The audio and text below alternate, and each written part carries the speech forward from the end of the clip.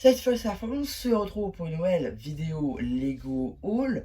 Aujourd'hui, petit Lego Haul, Le Bon Coin simplement, parce que j'ai eu encore quelques petites annonces plutôt sympathiques, donc du vendeur qui m'a vendu pas mal de boîtes, hein, vous pouvez le voir.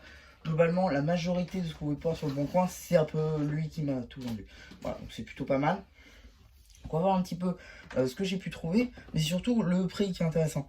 Pour le coup, parce que pour les trois boîtes que vous voyez là, j'ai pas mal de trucs. Donc du coup, premièrement, on va voir. Et surtout pour ça que j'ai pris, parce qu'à la base, du coup je vous explique. À la base, je devais juste prendre celui-ci pour 60 au lieu de 100, donc c'est quand même pas mal, parce que je voulais absolument vous faire la review avec du coup la fameuse break sonore. Je voulais absolument vous faire la review avec ça, donc c'est pour ça que je lui ai pris, parce que forcément il n'y a pas la figue, mais je vous le dis tout de suite, il n'y a que la tête qui est exclue. Donc du coup au final je vais juste vous le montrer avec des images digitales et ça marchera très bien. Donc du coup voilà, donc ça je l'avais pris pour 100, c'était ok, tout va bien. Mais il m'a proposé d'autres boîtes. Parce que oui, bon celui-là je ne l'ai pas encore monté, il faut que je le fasse.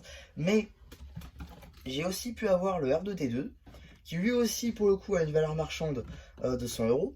Donc là, j'aurai un pour 200 euros, déjà rien qu'avec les deux. Et il y a aussi celle-ci, qui celle-ci a une valeur de 75 euros. Donc là, déjà, on est déjà à 275 euros. Donc c'est quand même énorme. C'est quand même pas mal. Là, pour les trois que vous voyez là, normalement, je devrais débourser 275 euros. Et là, je m'en suis sorti pour... Alors, attendez que je ne me dise pas de bêtises. De tête, c'était du 160, je crois. En sachant que, bien évidemment, ici, il n'y a pas les figues. Pareil pour là, je vous l'ai dit, il n'y a pas la figue. Et ici, il m'a laissé le R2D2, il n'y a juste pas le Dark Malak. Ça, c'est tout ce qu'il n'y a pas. Soit la firme d'un 50. Mais globalement, c'est très bien. Surtout que celui-ci, vous allez le voir pendant la review, mais j'avais un a priori de malade dessus. Je pensais qu'il serait horrible comme ça, que ce serait un playset ouvert et tout. Pas du tout. Franchement, j'allais dire que c'était la pire version qu'ils allaient faire de celle-ci. Au contraire, c'est sans doute la meilleure. C'est sans doute la meilleure parce que celle qui était sortie en 2019, pour le coup, comparée, c'est franchement pas ouf. Le R2D2, bon, pour le prix, je vous le dis tout de suite, oui, ok, il est sympa, il est relativement grand. Maintenant, pour la version qui était deux fois plus chère, effectivement, elle est aussi, elle est pas deux fois plus grande. Donc à la limite, c'est un, ouais, bon, ok. Ah, et le choix pot, bon bah écoutez, je voulais vraiment tester la brique sonore. Et j'aurai une petite théorie aussi à faire en review. Mais bon, tout ça de toute manière, ça passera en review, je donnerai mon avis, ce que je peux trouver dessus, etc. etc.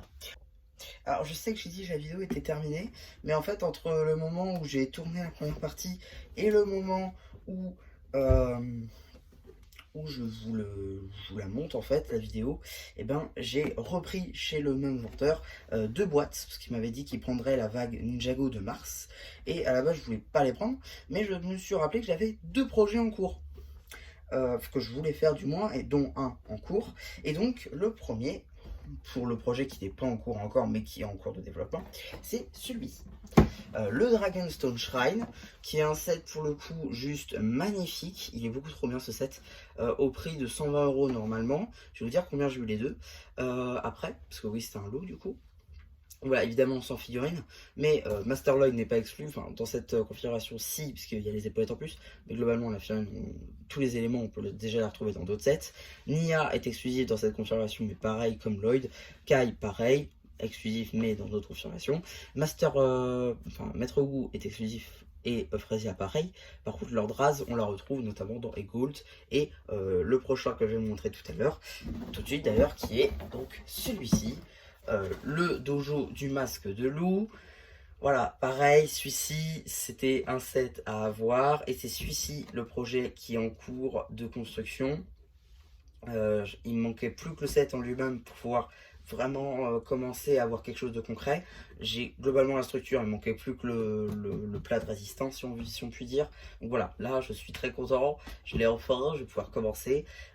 Mais pareil, donc sans figue, avec cette fois-ci donc Clubber Lloyd, Clubber D et Clubber Z qui sont exclus. Tout le reste sinon c'est pas exclu, parce que oui, Clubber K il est dispo partout, il va être même dispo dans un magazine bientôt. Donc voilà, pour le coup, ce sera la seule figurine Clubber qui sera possible d'avoir ultra facilement et au moins cher possible. On la retrouve dans le magazine de je sais pas quel mois du coup en France, on va la retrouver dans le 7.4 Plus à 38, on va la retrouver dans son 7 dans le robot à 70 je crois de tête, et celui-ci donc du coup le Shadow Dojo. Donc voilà un petit peu pour cette partie box, et cette fois-ci c'est vraiment la fin de la vidéo, et bye bye.